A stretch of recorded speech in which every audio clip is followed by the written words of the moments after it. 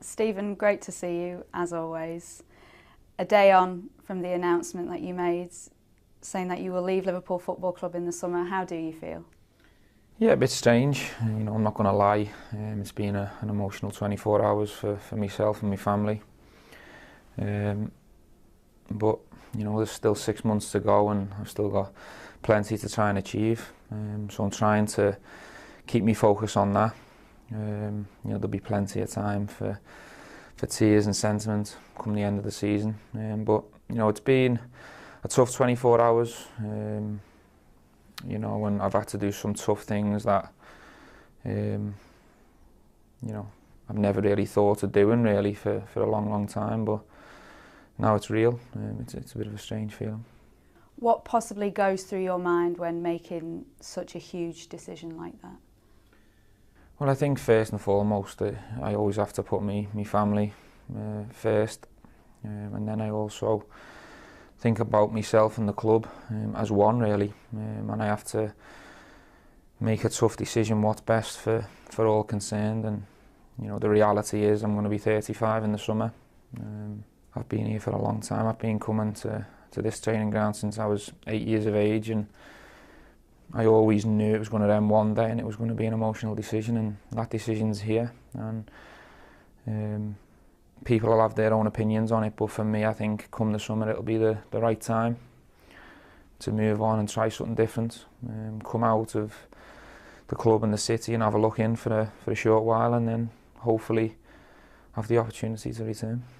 Was there a particular moment that made your mind up, that you thought, this is what I'm going to do? Yeah, there was more than one moment that's made me come to this decision, but I think the key conversation or moment was with the manager when he sat me down not so long ago and said that it was time to manage me games for me and for the team, which I'm bright enough to realise it is the right thing for everyone. But when you've been a starter in the team and the mainstay in the team for such a long time, it was a very difficult conversation to have with the manager, and I accepted, and obviously I'll continue to give everything I've got, whether I'm starting or whether I come off the bench or whatever. But that was the key conversation which swung me to deciding to come away for a short while.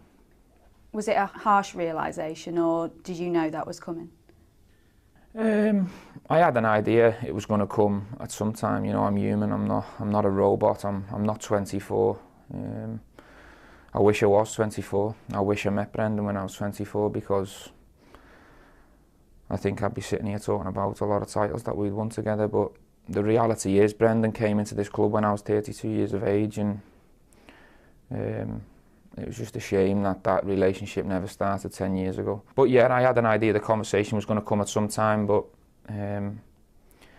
it was a painful conversation to have, and I think that was the key moment, along with other things over the last maybe 6-12 months, but that was the conversation, that was the key one. As you said, you've got to consider your family as the number one priority, so what was that conversation like with your wife and your young family? It was tough to tell the girls, even though they're not big football fans. They're more into the girly things in life, but to tell them that the dad weren't going to play for Liverpool anymore still hit them hard, and that was that's when the emotion started in the house. That was when it became tough. But I think at the same time it's exciting. It's a great opportunity for my family and myself. But yeah, it's tough. But what an incredible adventure that you can take your family on. Yeah, of course. I mean, as I say, the key for me now is to finish the season strong from a personal point of view and try and achieve something for the team, and try and cheer the fans up. They've had a difficult 6 months like the rest of us, so I'm focused now, and I've told the manager a couple of days ago when we had a chat that he's got no worries about me down in tools. I'll be here till the end and keep fighting till the final ball or kick, and I'd love nothing better than to try and win a trophy here and to leave this team in top 4. But yeah, I mean, looking beyond 6 months, of course, it's going to be an incredible opportunity for me to try something different, because I've lived in Liverpool all my life and I've never been out, so it'll be a change, but certainly one I'm looking forward to. You had to tell your teammates as well, a group of men who look up to you so much. What was their reaction? Yeah, I think they were a bit shocked yesterday. I think, it was as if the whole club had some bad news yesterday, but for me, I don't want it to be like that. I wanted to do the announcements after the Leicester game because I didn't want it to affect that game.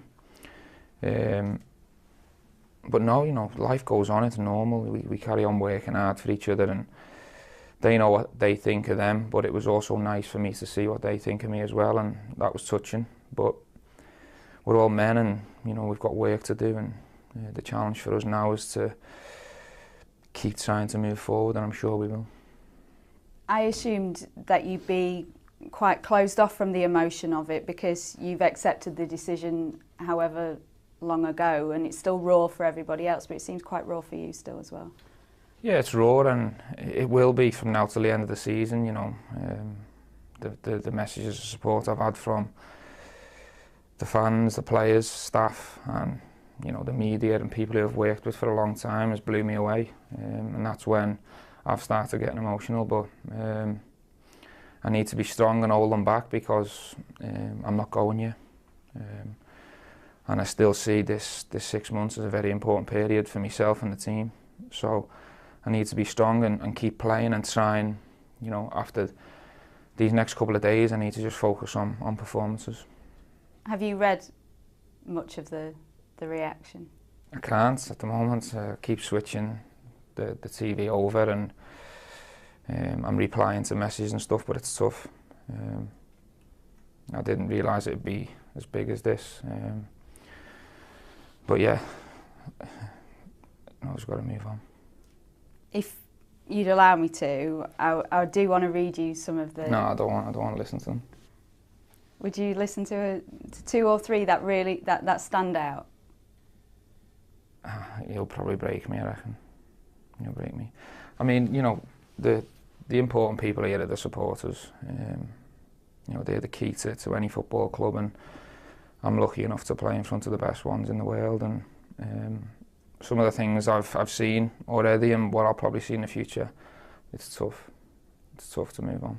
When you're talked about as a Liverpool legend, it's something that you've been described as for a long time.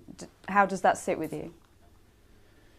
Well, I think it's very, very flattering, and I'm very humbled by it. To be named in some of the company that I do get named in is it's brilliant for me and brilliant for my family, because we're all big Reds. We've supported the club for a long time, and we'll continue to do so forever. So to be named in the same company as some of the legends and some of the people that I look up to, I'm nearly going here. It's brilliant, especially for my dad and my brother and stuff. You're allowed to be emotional about it, though.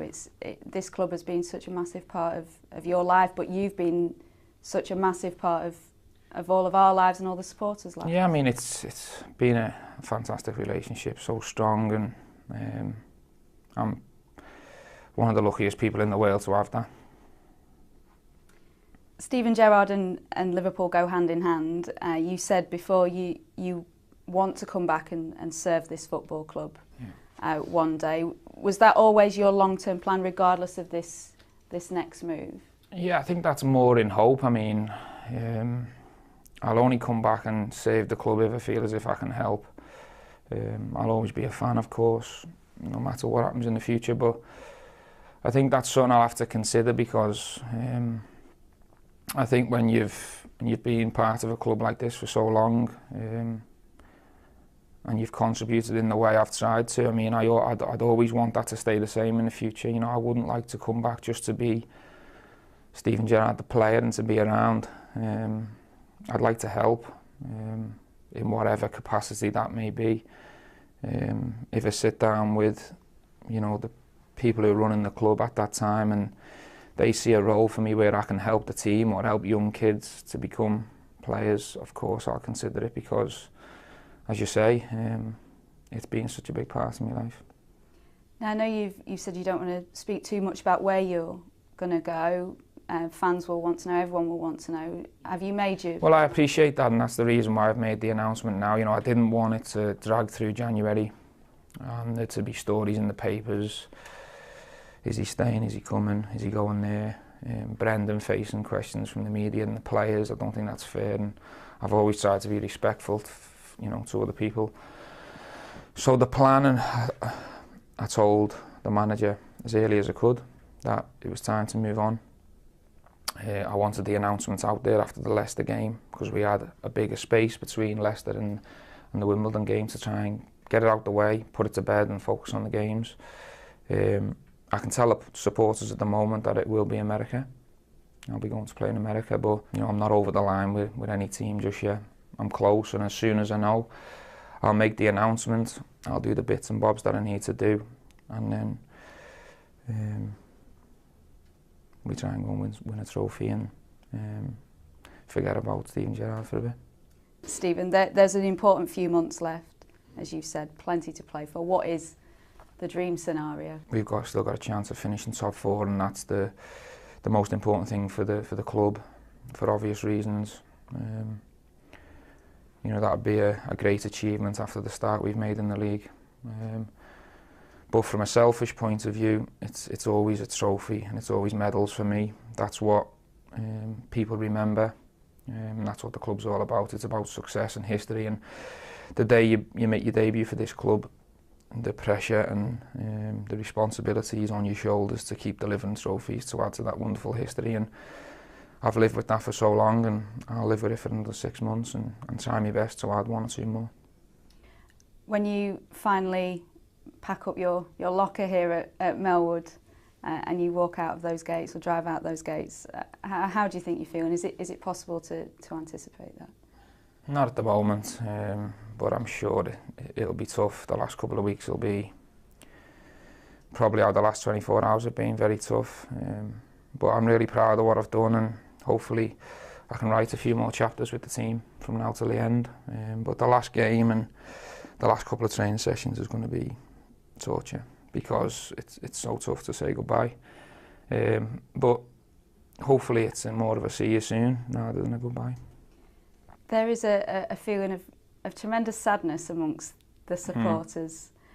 What's your message to them? It's difficult to give a message really, but I'm feeling the same. So, you know, but as I say, there's still a bit to go, and I'd love nothing better than to walk around Wembley or a big stadium at the end of the season with a trophy for them. Okay, I'll finish, and you don't have to respond, but from a woman who I know you massively respect, Margaret Aspinall says he's more than a footballer to this city. I don't know what to say. Well, on behalf of, I know you've got 5-6 months left, but on behalf of all of the supporters, it's been an absolute pleasure. Thanks.